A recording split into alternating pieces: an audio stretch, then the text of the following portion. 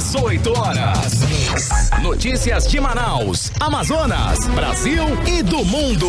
Agora na Mix.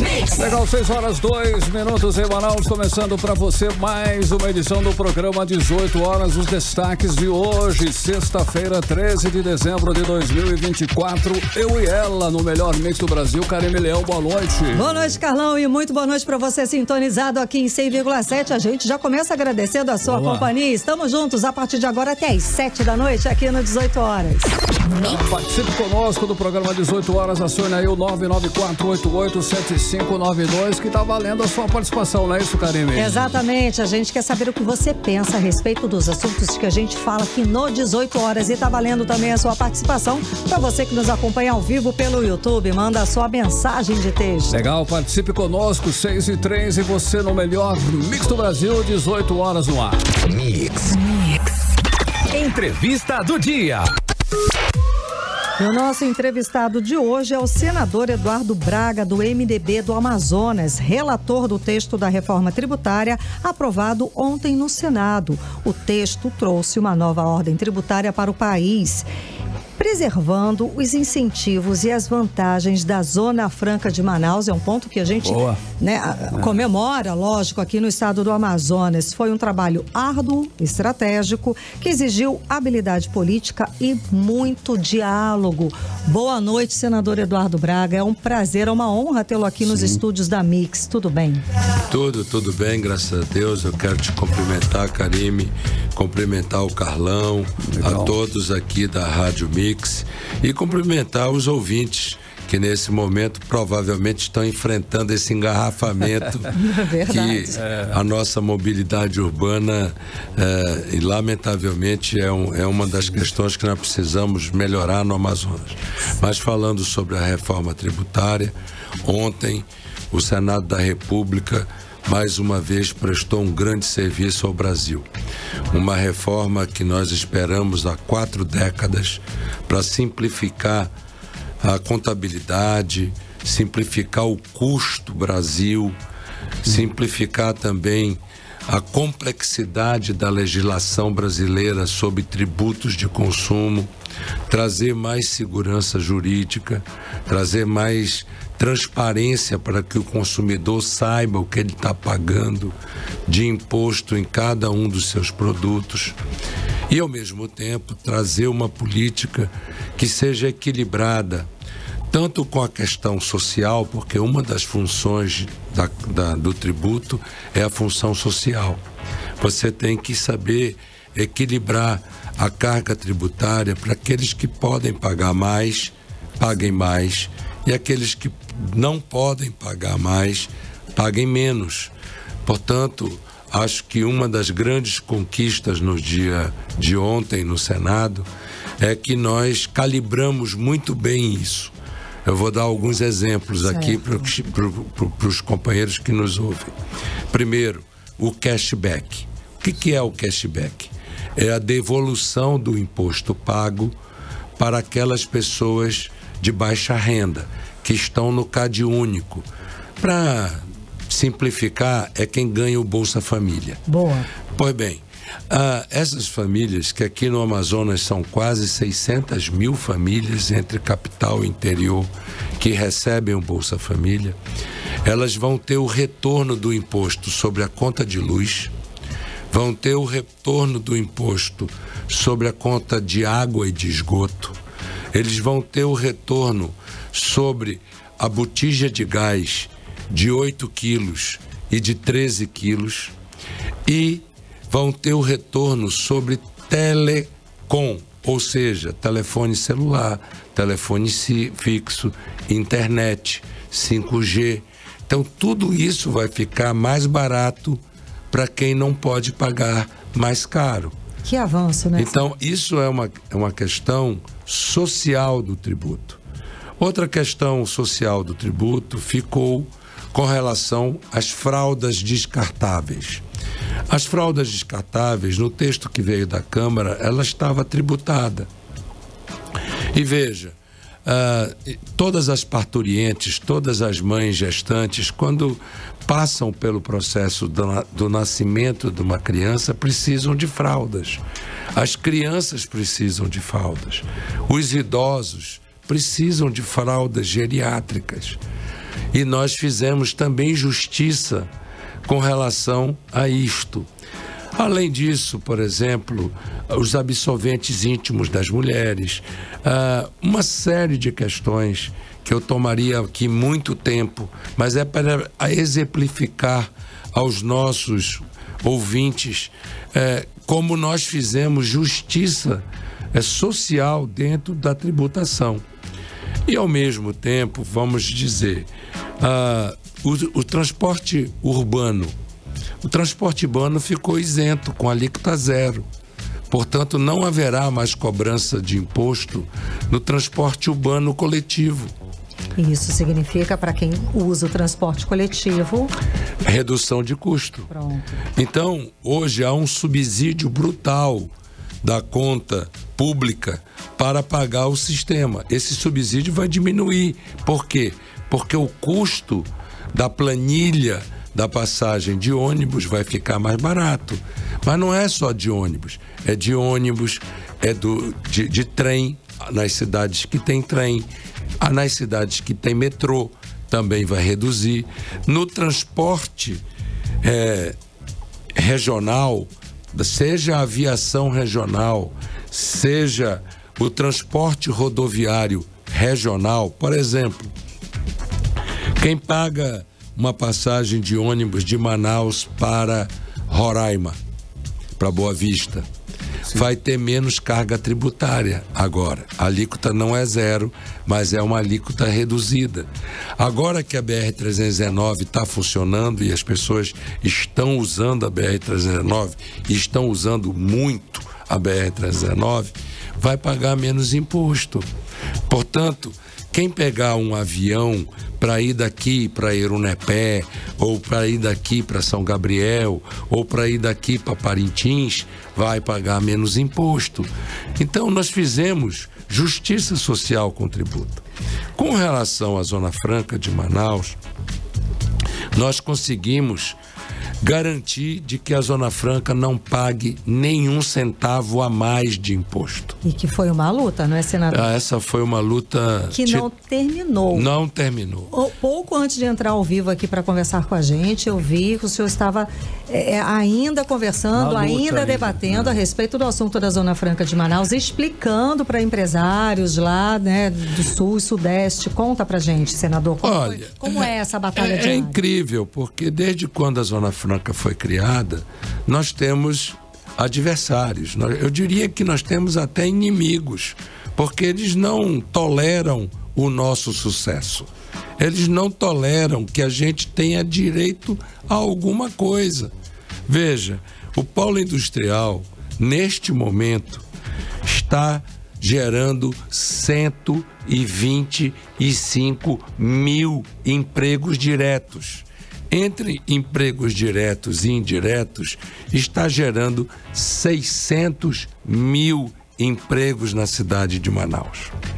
Agora, além do polo industrial, o comércio varejista da cidade de Manaus está gerando empregos diretos, 350 mil empregos diretos, que trabalham nas lojas da Bemol, que trabalham nas lojas da TV Lar, que trabalham nas lojas da Hanson, que trabalham nas lojas da Avan, que trabalham nos hipermercados, que trabalham nos shopping centers, que trabalham nos diversos pontos do varejo da cidade de Manaus. Economia aquecida, não é, senador? Que era o que todos nós queríamos. Nós queríamos que a economia crescesse para gerar mais emprego, para as pessoas poderem viver melhor. Mas eles não aceitam isso. E sequer aceitam a questão da floresta em pé. Então, tão em voga, tão importante, tão crucial nos últimos tempos para o mundo inteiro, e nem essa questão da floresta em pé eles aceitam. Karime, eles não só não nos deixam desmatar, como não querem pagar pelos serviços ambientais que a floresta presta. Porque o ritmo hidrológico, a questão do clima, depende da floresta. E o estado do Amazonas tem 97% da sua floresta preservada. E nós não podemos desmatar. Mesmo quem é dono de uma propriedade rural não pode desmatar mais do que 20%. Eles nem esse ponto da Zona Franca de Manaus, dos itens, eles não conhecem nem esse ponto, senador. Cá entre nós, eles conhecem. Eles não querem. Mas o que acontece é que a ganância de alguns... O nome disso... Eles se fazem de desentendido, né, senador? Para passar de besta, não é isso? Mas é a ganância. Veja, no debate que eu tive com o senador Moro, o próprio senador Moro disse o seguinte: vocês, na área de informática, geram 33 mil empregos. Nós geramos 138 mil. Aí eu respondi para ele: veja quando a verdade está do lado, até vocês se contradizem. Sim. Se vocês têm 138 mil empregos e nós temos 33 mil, é porque a lei de vocês é melhor do que a nossa. E o que vocês querem fazer é acabar com os nossos 33 mil empregos. E isso é um absurdo. Isso é a renúncia do meu mandato, do mandato do Omar, das pessoas que estão lutando para defender a Zona Franca. É a renúncia do mandato do Plínio, é a renúncia do mandato dos outros deputados que são da nossa bancada e que vão enfrentar uma batalha na semana que vem na Câmara. Aí, como eu afirmei de que a ABINE é nossa adversária, nossa inimiga desde a criação da Zona Franca, e que eles estão gastando dinheiro fazendo lobby contra nós, eu os acusei publicamente. O que eles fizeram? Eles foram atrás da Fiesp e da Fiejan. A Federação da Indústria do Estado de São Paulo saiu com uma nota contra a Zona Franca de Manaus. E a Fiejan saiu com uma nota contra a Zona Franca que foi, inclusive, desrespeitosa. Agora, não é possível que a Federação da Indústria do Estado do Amazonas não responda. Tem que responder. À altura. À altura. Não pode ficar acovardada. Tem que responder. Eu não posso responder pela Federação da Indústria. Eu não sou membro da Federação da Indústria. O Centro da Indústria tem que responder à altura. A Associação Comercial tem que responder à altura. A Federação do Comércio tem que responder à altura. O CDL tem que responder à altura. E aqui eu quero dizer, o presidente nacional da Confederação Nacional do Comércio é um amazonense, o Roberto Tadros. Ele tem que nos defender.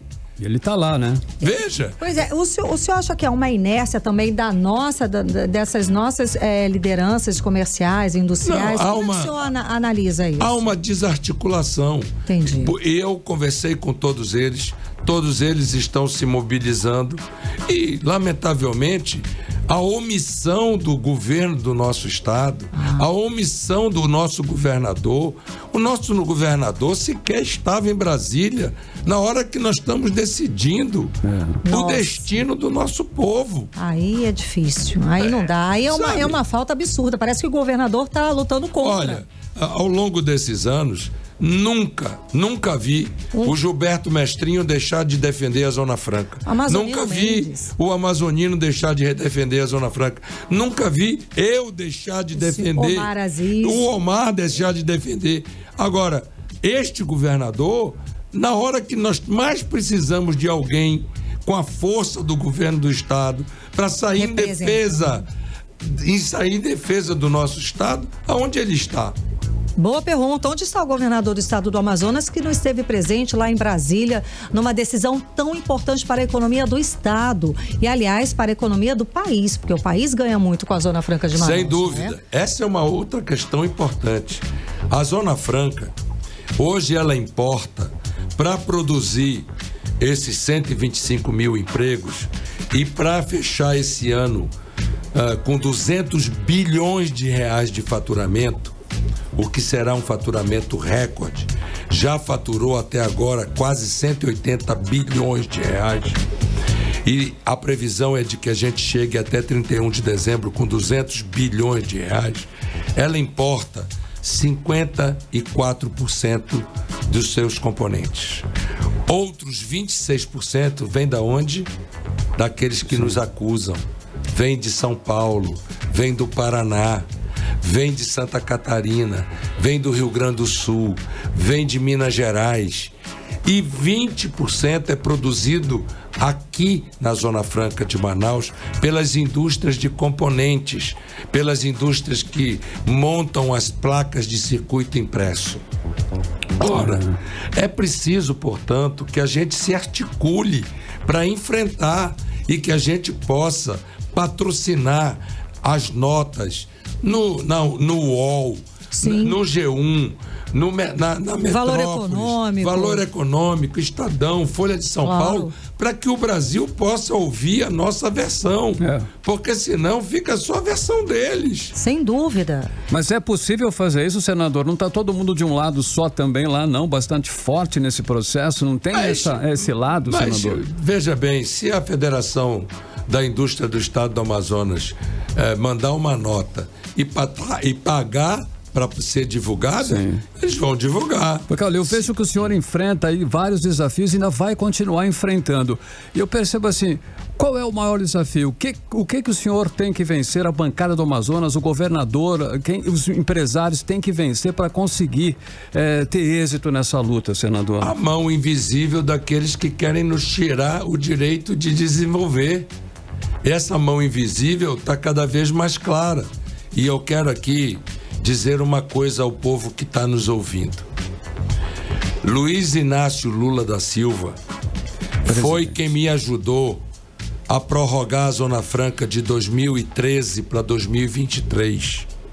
Luiz Inácio Lula da Silva foi quem me ajudou a prorrogar a Zona Franca no governo da Dilma de 2023 para 2073.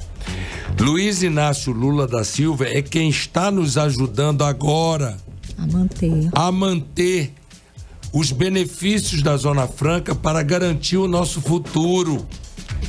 Você que está me ouvindo, que tem seu emprego, que tem sua pequena empresa, que tem a sua empresa, a microempresa, você que trabalha no distrito industrial, você que vive do varejo, saiba disso, porque é injusto. Chega na hora da eleição, vem uma conversa mole, uma conversa fiada de usos e costumes, disso e daquilo, e o amazonense que nunca foi ingrato, aprendeu a ser ingrato. E esquece que no último ano de governo de Bolsonaro, nós tivemos que lutar contra várias emendas, que ele chegou a zerar a questão do ICMS e dos xaropes. Não, do IPI. Do IPI dos xaropes. E que não foi só no governo do Jair Bolsonaro, não. Eu sou tão guerreiro nessa coisa. Isso começou no governo do Michel Temer, do meu partido. E eu fiquei na oposição.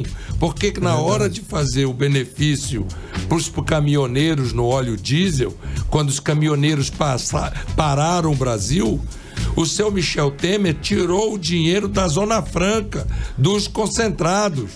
E eu fiquei contra, fui para a oposição. Queriam, inclusive, colocar candidato financiado por eles para me derrotar aqui no Amazonas. E eu enfrentei e ganhei e não deixei fazer.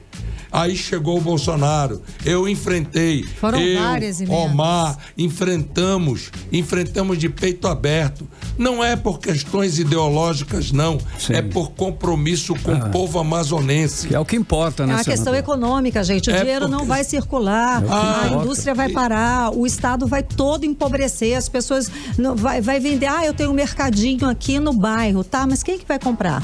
Quem que vai ter dinheiro para comprar? Não vai ter dinheiro para circular. Exato. É um ciclo que termina, né? Exato, é um ciclo de... E isso fecha. Sem contar da floresta. E mais, ninguém diz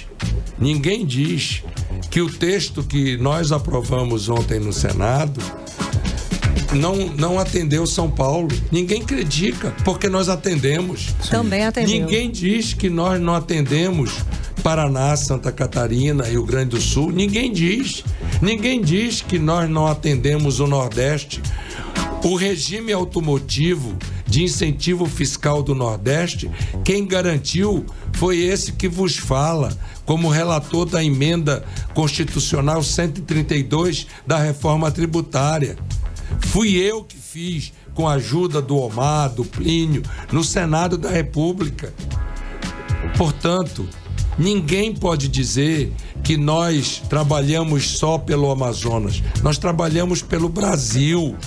As áreas de livre comércio foram prorrogadas agora para o mesmo período da Zona Franca, por uma emenda que eu apoiei, que eu briguei com o governo para o governo aceitar, para que eu construí articulação no Senado, para dar à área de livre comércio de Boa Vista o mesmo prazo da Zona Franca de Manaus, para dar para as áreas de livre de comércio do Acre o mesmo prazo da Zona Franca de Manaus, para dar às áreas de livre comércio de Rondônia o mesmo prazo da Zona Franca de Manaus, para dar para a área de livre comércio de Santana o mesmo prazo da Zona Franca de Manaus e dar os mesmos benefícios comerciais da Zona Franca de Manaus para eles, porque eles também têm direito.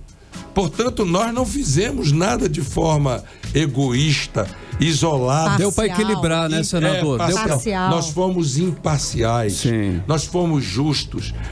Por exemplo, salão de beleza. 99% dos salões de beleza são contribuintes do Simples Nacional. Faturam pouco mais de R$200 mil por ano. Pouco mais do que isso. E quem fatura mais de 350 mil não fica também no Simples na condição de microempresa, até 4 milhões e 800 mil reais. Agora, queriam que nós dessemos benefício fiscal para o salão de beleza das madames. Elas podem pagar mais. E elas que paguem mais, para que aqueles que não podem pagar mais, paguem menos. E nós fizemos essa justiça. Os pedólogos, os podólogos, nenhum deles deixa de ser simples ou microempresário. Ele está no super simples. Portanto, eles não pagam o IVA e o IBS no mesmo padrão.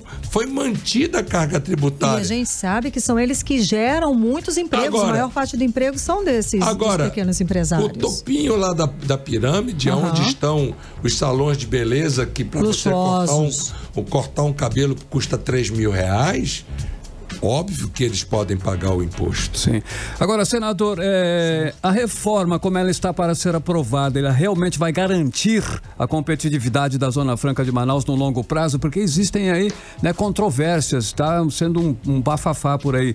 O que o senhor me diz com relação a isso, senador? O bafafá que está por aí é que nós aumentamos. Em vez de diminuir, aumentamos os benefícios, o que é uma mentira também. Sim. Nós mantivemos os benefícios da Zona Franca de Manaus.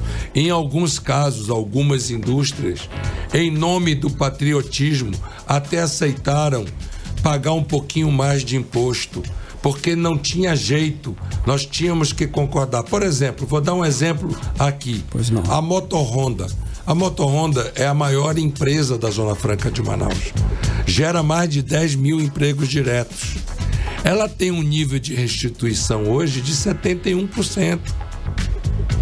Ela não vai ter mais esses 71%. Ela vai estar enquadrada nos 55%. Ok. Mas ela vai ter 100% do crédito presumido. E ela vai ter outras vantagens. O que significa dizer que a perda de competitividade dela é de 3%. Aí a Motorhonda disse: isso para nós é admissível, portanto nós vamos apoiar a reforma. Que vitória, é uma maravilha, né, senador? Então, nós não demos nada mais, nada menos do que o justo. Nós não aceitamos várias propostas que eram impraticáveis, que nós não tínhamos como sustentar. Por quê? Porque nós temos inimigos, nós temos adversários. Sim, fortes. Exato. Por exemplo, eu preciso dizer aqui, eu já falei do presidente Lula, mas eu tenho que registrar o apoiamento do ministro Fernando Haddad, Sim. que foi fundamental. O apoiamento, depois de muita briga, de muita discussão, do Bernardo Api. Porque até então sempre ele foi tava... adversário. Exatamente. Sempre foi adversário. Ele a gente alegava conseguiu que não sabia, conquistar, né? esse apoio. Conquistamos, porque a verdade tarda, mas não falha.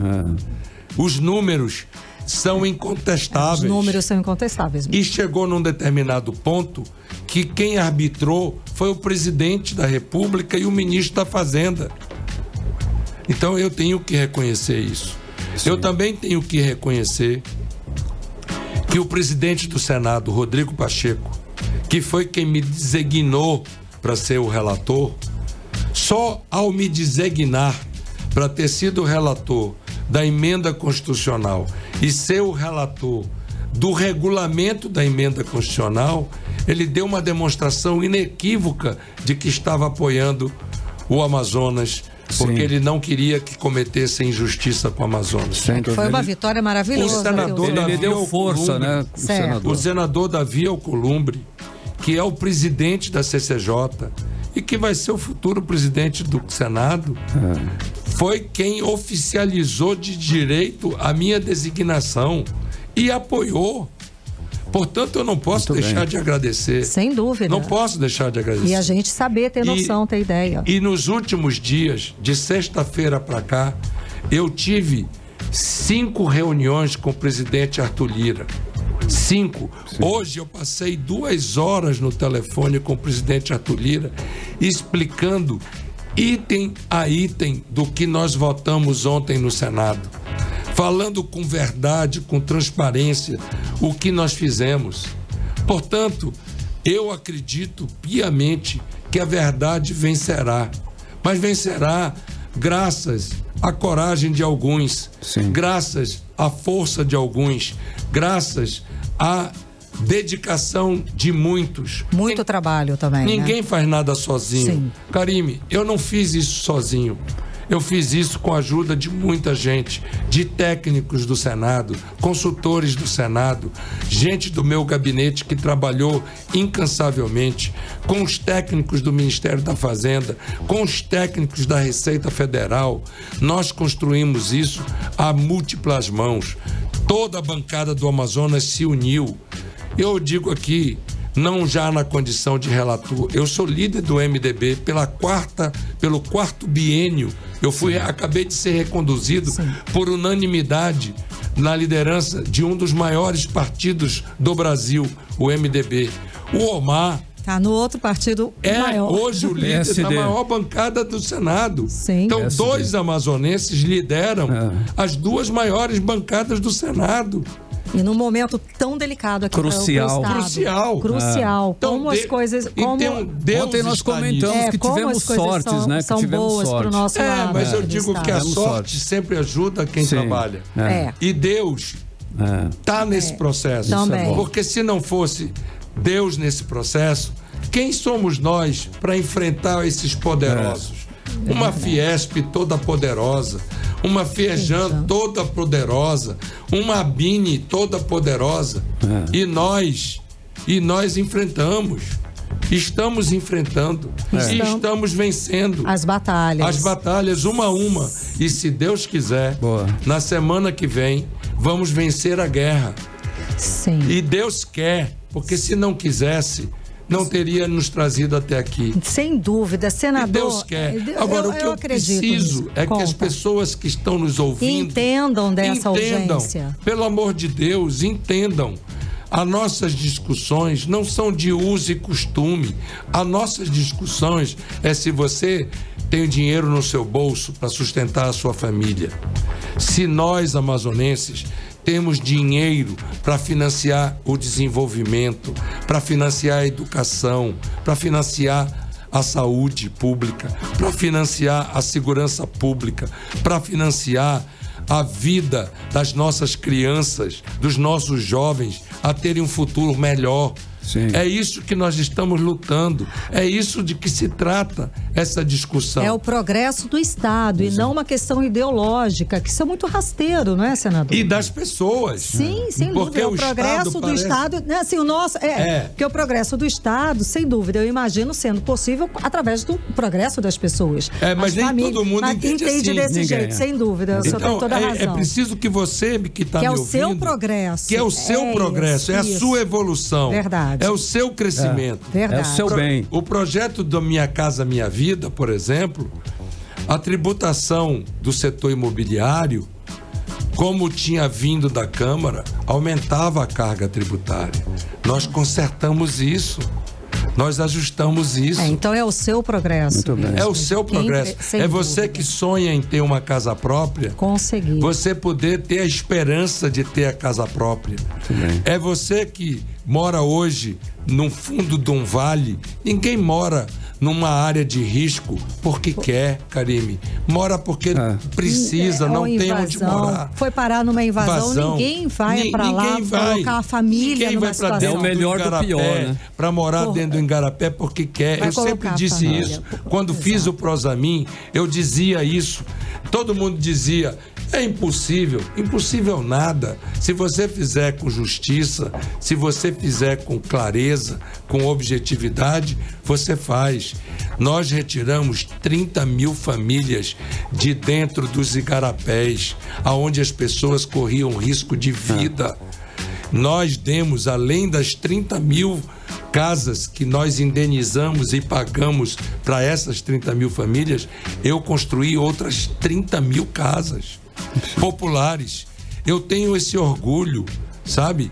E eu estou nessa missão, nessa luta no Senado, porque eu quero ver a BR-319 asfaltada. Era isso que eu ia perguntar, senador. Como é que está essa questão da 319, esse trechinho, que, de novo, é uma rodovia que existe desde 1970. As pessoas passam por lá, ela já existe. Ah, risco ambiental, gente, ela já existe. As pessoas transitam por lá, só que tem que revitalizar um trecho. Então, deixa eu dizer uma coisa para você. Certo. Risco ambiental, desde que Deus colocou o ser humano na Terra, nós passamos a ter. A ser esse risco de nós somos o responsável.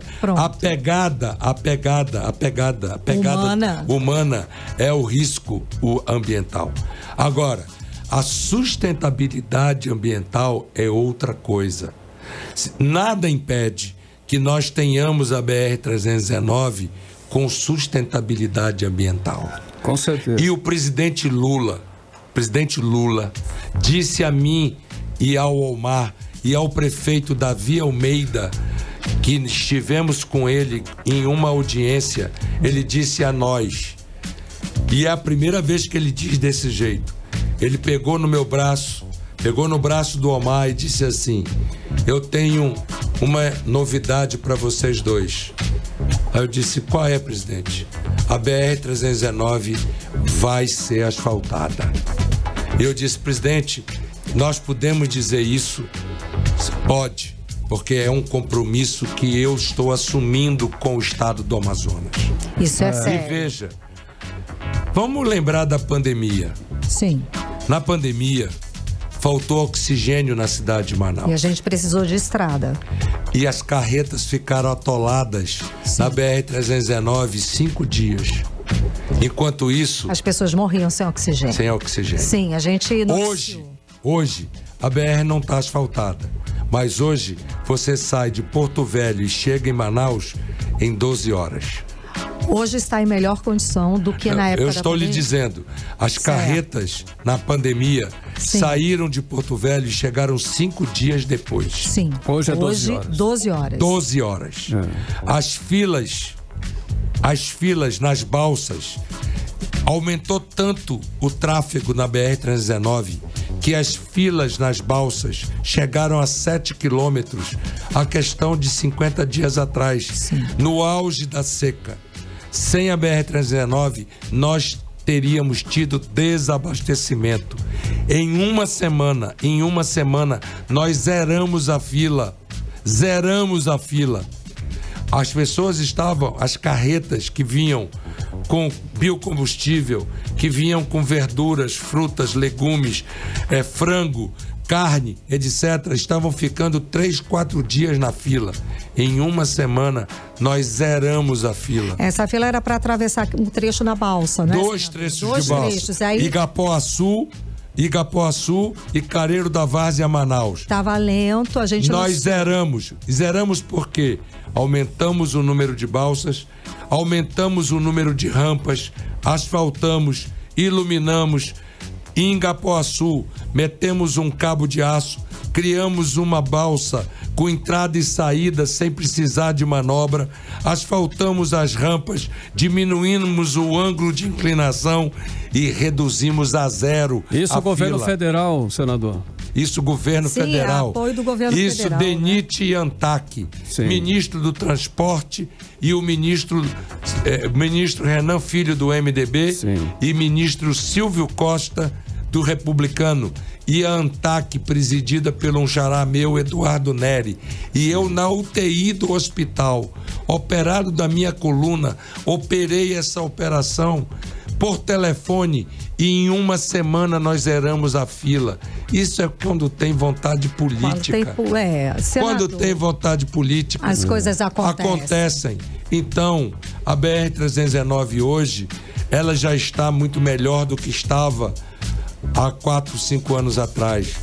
A 230, que liga Apuí ao Maitá e que liga o Maitá à Lábrea, hoje é um tapete.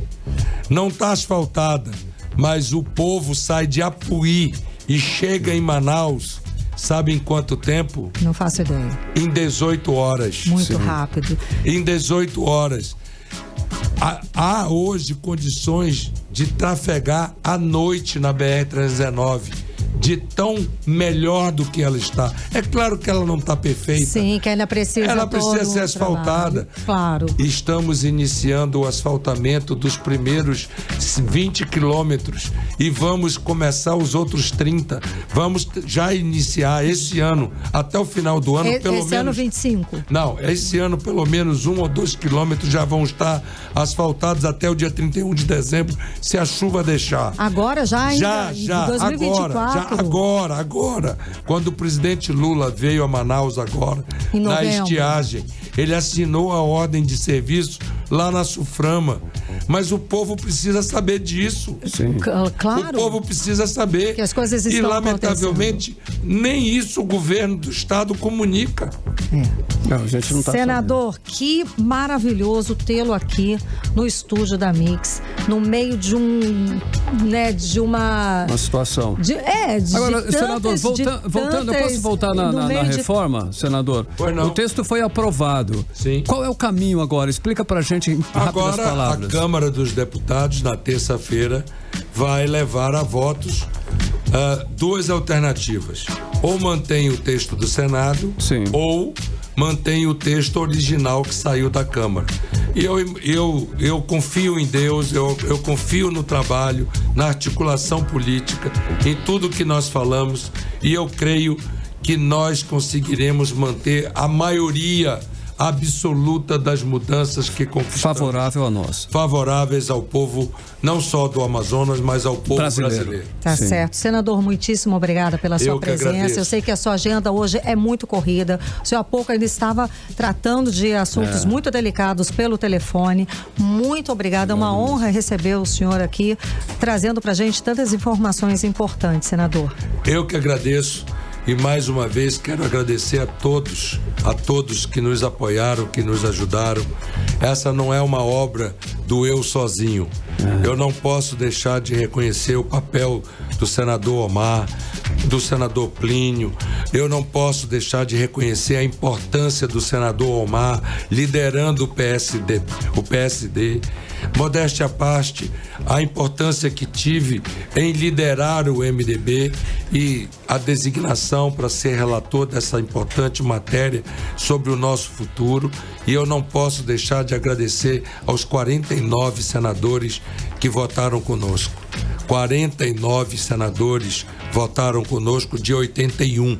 votaram conosco, votaram por um Brasil melhor, mais competitivo, um Brasil que possa crescer de forma sustentável, que não seja um voo de galinha, que seja um voo de gavião, para poder gerar emprego, renda, inovação tecnológica e melhoria de vida para todos os brasileiros.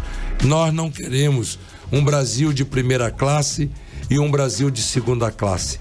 Nós queremos um Brasil de primeira classe para todos os brasileiros, inclusive para os amazônidas. Beleza. Muitíssimo obrigada, senador mesmo. Eduardo Braga, pela sua presença aqui nos estúdios da Mix, conversando com a gente aqui no 18 horas. Eu aqui agradeço a você, Karime, ao Carlão. Muito obrigado. E a todos, ao Paulo Castro, deixar aqui um abraço. Parabéns, hein, senador, pelo trabalho. Que está viajando e dizer da minha gratidão pelo espaço que vocês me dão aqui na Rádio Mix. Muito obrigado. Parabéns. Sucesso, parabéns, senador. Obrigada.